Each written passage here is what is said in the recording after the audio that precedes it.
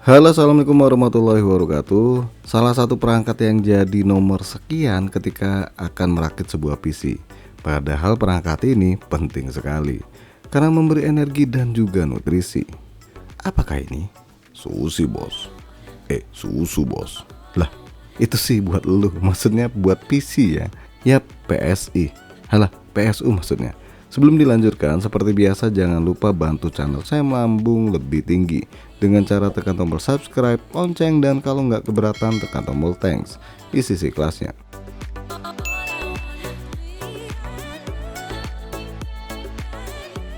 Tapi ini fakta sih ya, ada orang yang sanggup beli VGA harga 2-3 juta lebih, tapi buat power supply malah beli yang harganya ratusan ribu. Bahkan kalau bisa power supply terbaik harga di bawah 500 ribu. Walah, bener-bener kebangetan. Padahal power supply itu salah satu perangkat yang paling lama di upgrade, asal kalian beli power supply yang tepat. Dalam artian siap upgrade spek PC di dalamnya rentang waktu yang cukup panjang. Ya misalnya pemilihan daya power supply. Sama yang paling utama adalah kualitas power supply itu sendiri. Nah, ngomongi power supply berkualitas dan memiliki umur yang panjang, maka PSU yang bakal kita bahas kali ini pas banget nih. Yap, FSP Vita GM 850W ATX 3.1 PCIe 5.1 80 plus Gold fully modular. Harga barunya hanya 2,3 juta rupiah. Garansi resmi 10 tahun by NJT. Mahal? Ya enggak juga, karena berbanding lurus dengan kualitasnya. Keunggulan power supply ini sendiri selain udah mengusung teknologi terbaru, jelasnya udah 80 plus gold. Bahkan di cybernetic efisiensinya mendekati sertifikasi platinum ya. Kemudian penggunaan kapasitor besutan Jepang, kipas berjenis hydraulic bearing, single rail plus 12 volt yang cukup besar, ukuran yang kompak dan proteksi yang cukup lengkap nih. Dari OVP, OCP, OPP, OTP, SCP, dan UVP. Dari sini udah dipastikan ada harga, ada kualitas.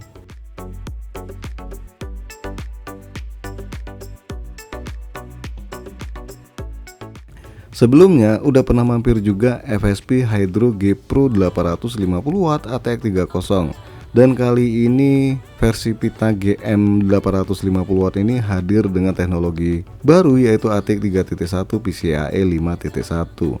Terus apa bedanya antara 30 sama yang 31 ini? Beda satu bos. Lah iya, maksudnya itu kenapa ada penamaan baru. Simpelnya gini ya, versi yang 30 ini berdasarkan beberapa sumber yang saya dapatkan ya. Kalau masang yang nggak pas bikin konektornya kebakar. Kalau ketekuk terlalu dalam ini juga bikin kebakar. Akhirnya nongol revisi terbaru yaitu 12 volt 2x6 yang mana ada perubahan di bagian dimensi pinnya sehingga diklaim lebih aman dibandingkan versi yang pertama. Untuk pin konektornya bisa dilihat perbandingan di gambar ya. Selain itu hold up time dari ATX 3.1 ini lebih baik dibandingkan ATX 30. Yang mana fitur ini sendiri berfungsi menjaga output daya agar konsisten setelah terjadi kekurangan daya nih. Contohnya pas mati lampu atau pas tegangan listrik rendah dan sebagainya. Ya intinya mencegah kerusakan pada komponen di PC kalian ketika dayanya terputus. Ya kurang lebih seperti itu ya.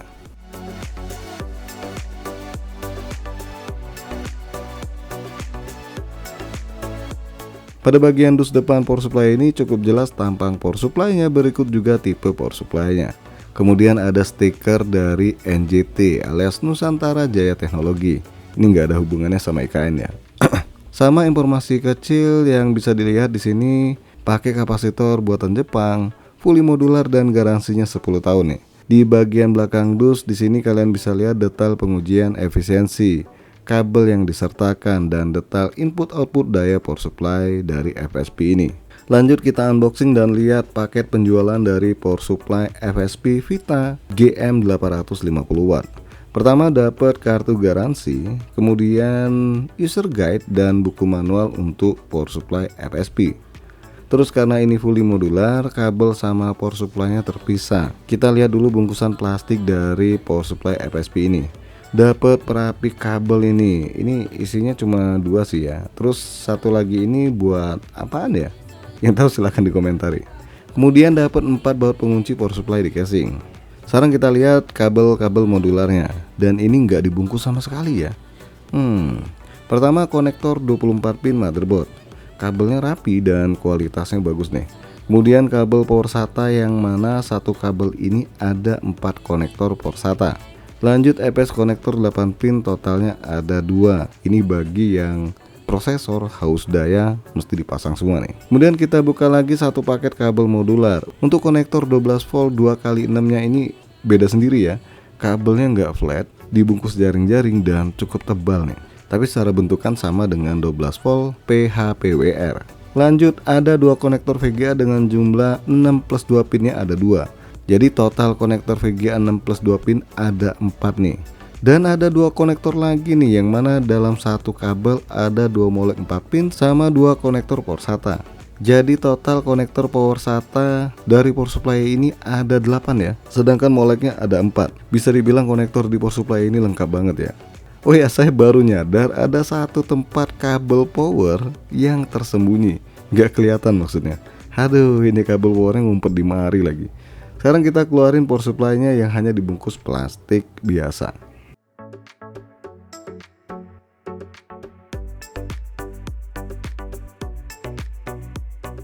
Dari bobot power supply ini cukup berat ya. Ini menandakan kualitas atau komponen di dalamnya nggak kaleng-kaleng. Dengan dimensi power supply yang terbilang compact nih, yang bakal bisa dipasang tanpa masalah di banyak casing komputer. Lubang ventilasi di bagian power supply ini unik ya, tapi ukurannya gede yang memastikan sirkulasi udaranya lebih baik. Kipas power supply ini ukurannya 12 cm jenis hydraulic bearing.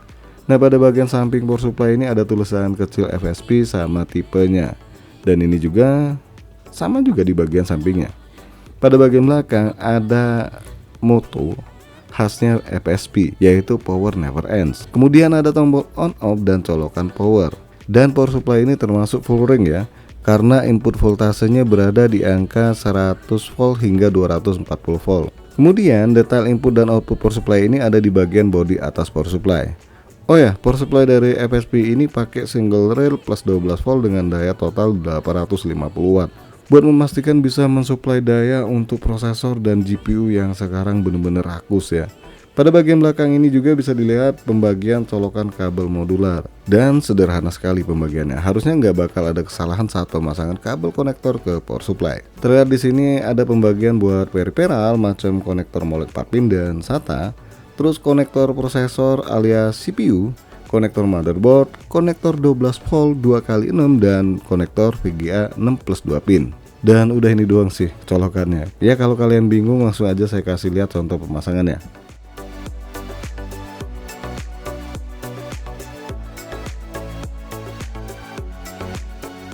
Untuk pemasangan konektor motherboard ini di bagian power supply yang dibagi 2, tinggal kalian sesuaikan ukurannya dan tancepin sampai bunyi klik.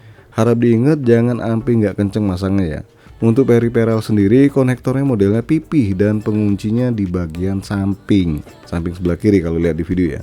Untuk konektor 12 volt 2x6, nah ini nggak ada bedanya baik yang ke VGA nya atau ke power supply nya, jadi harusnya kebalik juga nggak masalah ya.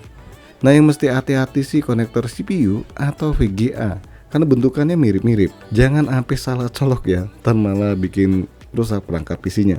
Dan cuma gini doang sih cara pasangnya, nggak pakai ribet. Apalagi kalau mau rakit ke PC, ini nggak perlu pasang power supply terlebih dahulu ya. Cukup kalian pasang kabel-kabelnya ke motherboard baru deh ke power supply-nya.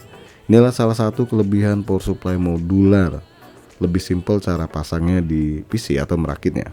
Nah gimana nih, masih juga nggak tertarik buat beli power supply berkelas? Coba deh ditimbang-timbang lagi. Karena power supply sendiri merupakan perangkat yang bertugas menyalurkan daya ke semua komponen yang ada di dalam PC. So kalau power supply-nya bagus, insya Allah perangkat di dalam PC-nya berjalan maksimal dan terjaga dari arus yang jelek dan membuat perangkat lebih kuat dan tahan lama. Walah. Oke guys, sampai di sini aja dulu bahasan power supply FSP Vita JM850W 80 plus Gold 1 ini. Jangan lupa support terus channel ini dengan cara subscribe, like, dan share. Terima kasih udah mampir di NK Channel.